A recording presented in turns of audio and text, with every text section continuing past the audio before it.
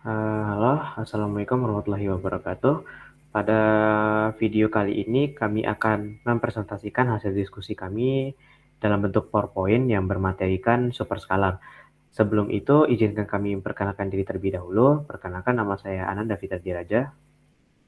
Nama saya Fred Josafat Eliazar. Nama saya Faik Arya Dewangga. Nama saya Muhammad Riko Abedinata. Perkenalkan, nama saya Nazila Wiraditama. Kami akan memulai presentasi kali ini. Oke, jadi apa yang dimaksud dengan superskalar? Superskalar,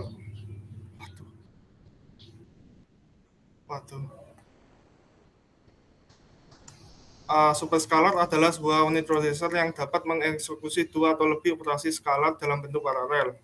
Superskalar merupakan salah satu rancangan untuk meningkatkan CPU. Karena kebanyakan dari komputer saat ini menggunakan mekanisme superskalar ini, standar pipeline yang digunakan adalah untuk pengolahan bilangan matematika integer. Kebanyakan CPU juga memiliki kemampuan untuk pengolahan untuk data floating point. Jadi pipeline yang digunakan untuk mengolah integer juga dapat untuk digunakan untuk mengolah data bertipe floating point ini. Namun untuk aplikasi tertentu, terutama untuk aplikasi keperluan ilmiah CPU yang digunakan memiliki kemampuan pengolahan floating yang dapat meningkatkan kecepatan prosesnya secara dramatis.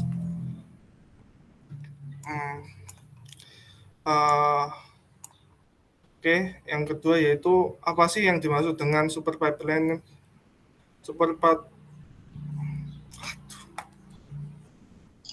Nan. Slide-nya Nan. Salah Nan. Kecepatan. Iya. Ulang lagi. Nah, sudah panik, Nan. Lagi mana? Enggak panik sih. Jadi jangan aku MVP yang slideshow deh.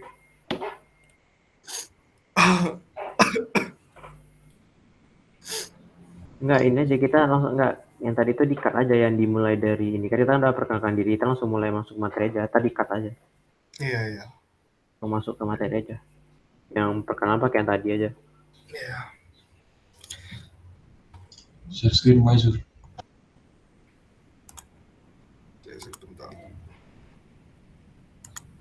Jadi aku yang share screen ya. Pilih ini, kamu slideshow dulu, baru ini ntar di share window pilih yang PowerPoint slideshow.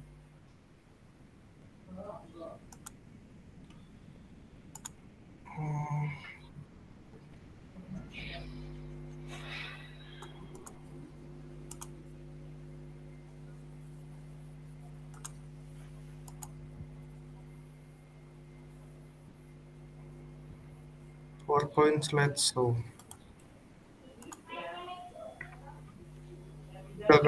Di F5 dulu, Zur. Oh ya, di F5 dulu. Baru di ini.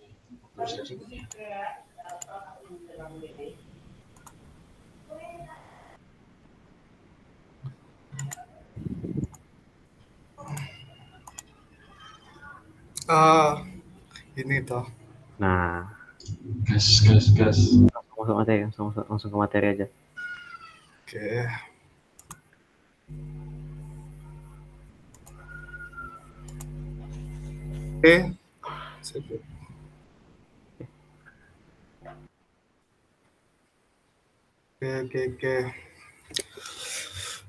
Oke, aku mulai ya.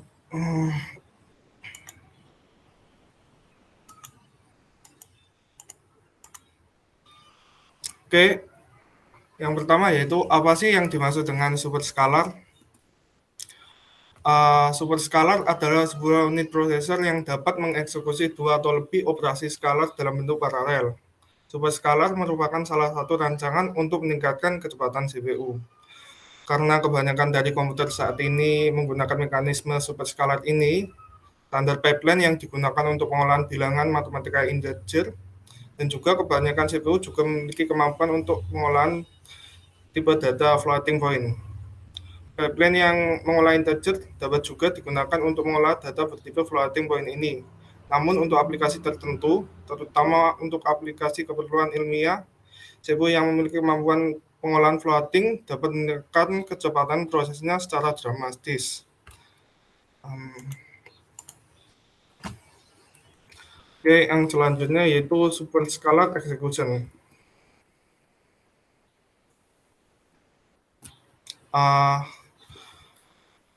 Cara kerja superscalar execution yaitu superscalar dapat mengeksekusi instruksi 1 dan instruksi 2 secara paralel dengan syarat keduanya yaitu instruksi yang sederhana. Syaratnya yaitu instruksi 1 tidak melakukan proses jump. Yang kedua, tujuan destination dan dari instruksi 1 bukan sumber dari instruksi 2. Dan yang ketiga, tujuan destination dari instruksi 1 bukan tujuan dari instruksi 2. Dan selanjutnya, jika kondisi di atas tidak dapat memenuhi, maka instruksi 1 melakukan proses view pipe dan instruksi kedua menjalankan di cycle berikutnya.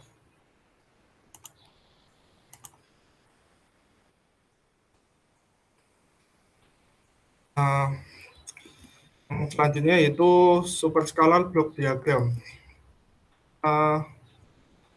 Makna dari diagram ini yaitu memproses lebih dari satu instruksi per clock cycle, dan yang kedua sangat dimungkinkan untuk memisahkan siklus fetch dan eksekusi. Ketiga, memiliki buffer pada fetch antara proses fetch dan decoder, dan yang keempat memiliki unit eksekusi yang paralel. Selanjutnya yaitu apa sih yang dimaksud dengan super pipeline? Super pipeline adalah teknologi pipeline yang digunakan pada komputer bertujuan untuk meningkatkan kinerja dari komputer. Cara sederhana, pipeline adalah suatu cara yang digunakan untuk melakukan sejumlah kerja secara bersamaan, tetapi dalam tahap yang berbeda dialirkan secara kontinu pada unit pemrosesan. Dengan cara ini, maka unit pemroses selalu bekerja. Oke, selanjutnya yaitu apa sih perbedaan superscalar dan super pipeline? Perbandingan antara superscalar dan super pipeline yaitu superscalar dapat mengeluarkan beberapa instruksi per siklus. Mesin superlinear hanya dapat mengeluarkan satu instruksi per siklus, tetapi mereka memiliki waktu siklus lebih pendek dari siklus yang dibutuhkan untuk operasi apapun. Kedua teknik ini mengeksploitasi paralelisme tingkat yang dibutuhkan untuk operasi apapun. Instruksi yang seringkali terbatas dalam banyak aplikasi. Mesin super pipeline terbukti memiliki kinerja yang lebih baik dan biaya lebih murah daripada mesin superscalar.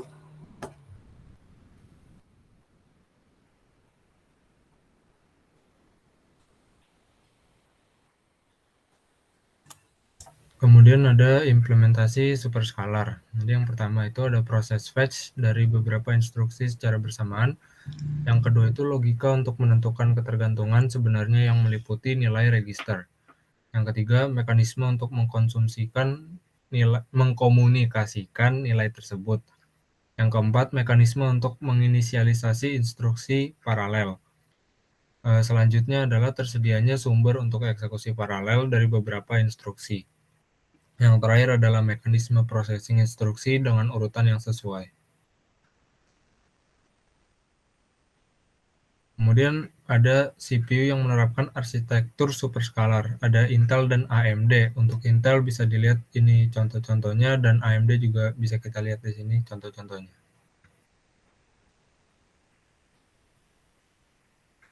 Kemudian permasalahan pada struktur superscalar. Permasalahan itu yang pertama, instruction level parallelism, atau kemampuan mengeksekusi sejumlah instruksi secara paralel. Compiler-based optimization dan hardware techniques. Dibatasi juga oleh true data dependency atau ketergantungan data sebenarnya. Kemudian procedural dependency, ada resource conflicts, output dependency, dan anti-dependency.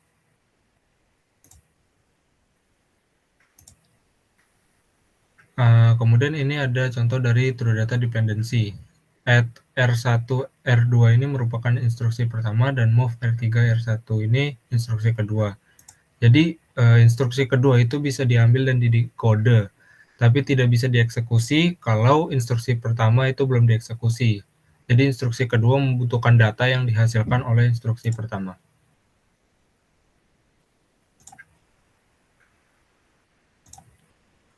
Kemudian ada procedural dependency, di mana instruksi-instruksi yang berada setelah percabangan atau dilakukan ataupun tidak dilakukan memiliki suatu ketergantungan prosedural pada percabangan dan tidak akan dieksekusi sampai percabangan tersebut dieksekusi.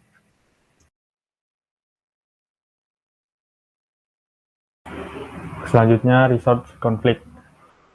Persaingan antara dua buah instruksi atau lebih untuk memperoleh sumber daya yang sama pada saat yang bersamaan. Misal, dua instruksi aritmatika. Selanjutnya, pada pipeline dapat dilakukan duplikasi sumber daya. Misal, mempunyai dua unit aritmatika.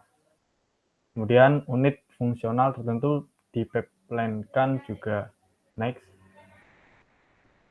Selanjutnya, effect of dependencies. Effect of dependencies akan dijelaskan di slide selanjutnya. Persoalan perancangan yang pertama, instruksi level parallelism.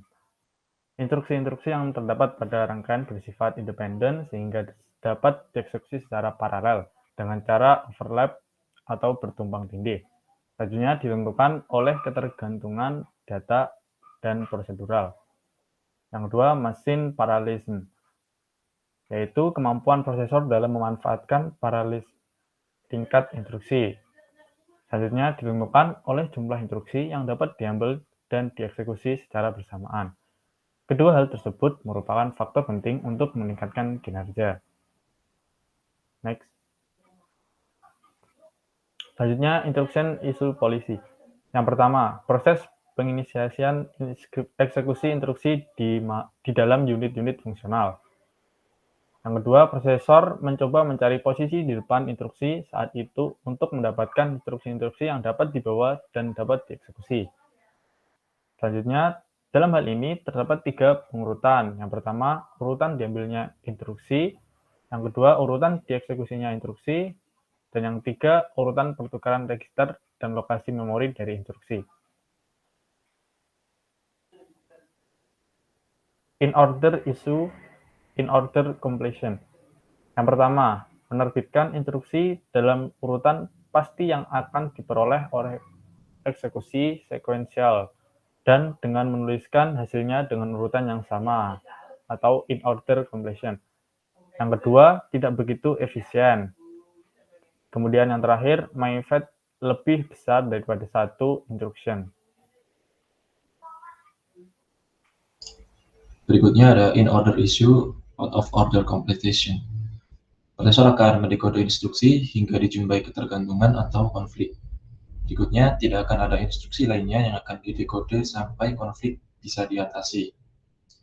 Selanjutnya akan ada output dependency juga yang ditunjukkan sebagai berikut. Pada R3 akan terjadi proses operasi R3 plus R5, sehingga nantinya pada I2 akan bergantung kepada hasil daripada I1. Nah, hal ini menunjukkan adanya ketergantungan data. Selanjutnya, bisa di next. Berikutnya juga ada out of order issue, out of order completion. Dikompil tahapan-tahapan dekode dan eksekusi pipeline dengan cara menggunakan buffer yang dianggap sebagai jendela instruksi. Setelah prosesor menyelesaikan pendekodean instruksi, maka instruksi tersebut akan ditempatkan di dalam jendela instruksi. Nah, selama buffer tersebut belum penuh, prosesor dapat mengambil instruksi dan mendekode instruksi lainnya. Apabila pada tahapan eksekusi tersedia unit fungsional, maka instruksi yang berasal dari jendela instruksi dapat dikirimkan ke tahapan eksekusi. Sebuah instruksi dapat dikirimkan dengan syarat sebagai berikut. Syarat yang pertama, instruksi akan memerlukan unit fungsional yang tersedia. Kemudian syarat yang kedua, tidak terjadi konflik atau ketergantungan yang memblokir instruksi tersebut. Berikutnya juga ada anti-dependency, yaitu konflik penyimpanan. Berikut ini adalah contoh dari konflik penyimpanan. Hampir sama seperti operasi pada slide sebelumnya, tapi di sini I3 tidak akan bisa selesai sebelum I2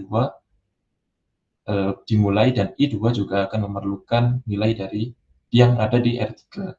Kebalikan dari ketergantungan data sebenarnya atau data dependensi, yaitu instruksi pertama akan menghasilkan nilai yang akan digunakan instruksi kedua. melainkan instruksi kedua akan memusnahkan nilai yang akan digunakan pada instruksi pertama.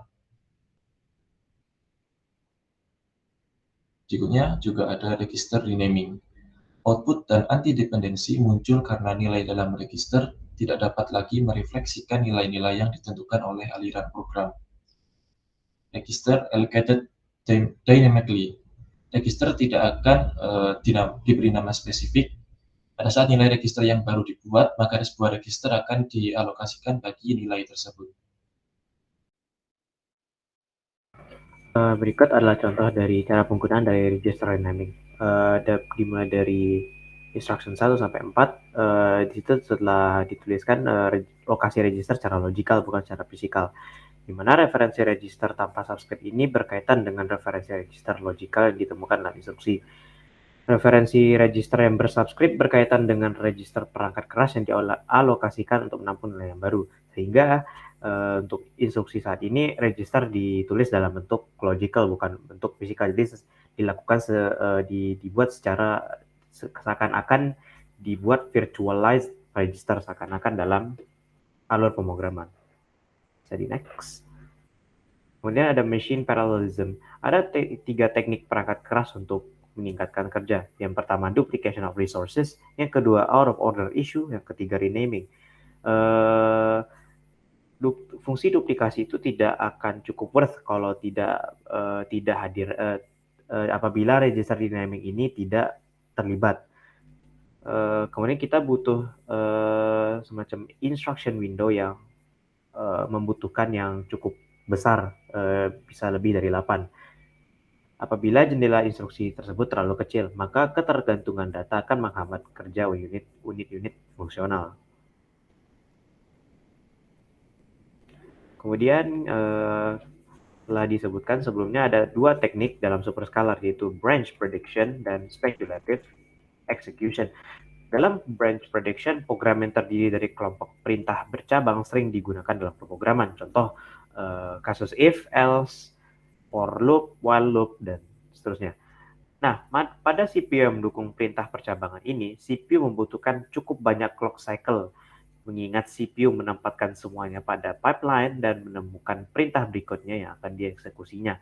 Sirkuit untuk branch prediction melakukan pekerjaan ini bekerja sama dengan pipeline yang dilakukan sebelum proses di ALU dilaksanakan dan memperkirakan hasil dari percabangan tersebut. Jika CPU berpikir bahwa branch akan menuju suatu cabang, biasanya berdasarkan pekerjaan sebelumnya, maka perintah berikutnya sudah dipersiapkan untuk dieksekusi berikut data-datanya. Bahkan dengan adanya pipeline ini, bila tidak diperlukan suatu referensi dari instruksi terakhir, maka bisa dilaksanakan dengan segera karena data dan instruksi yang dibutuhkan telah dipersiapkan sebelumnya. Kemudian yang kedua adalah speculative execution, di mana CPU akan menggunakan perhitungan pada pipeline yang berbeda berdasarkan kemungkinan diperkirakan oleh komputer. Jika kemungkinan yang dilakukan oleh komputer itu tepat, maka hasilnya sudah bisa diambil langsung dan tinggal melanjutkan perintah berikutnya. Jika kemungkinan yang diperkirakan oleh komputer tidak tepat, maka akan dilaksanakan kemungkinan lain sesuai dengan logika instruksi tersebut.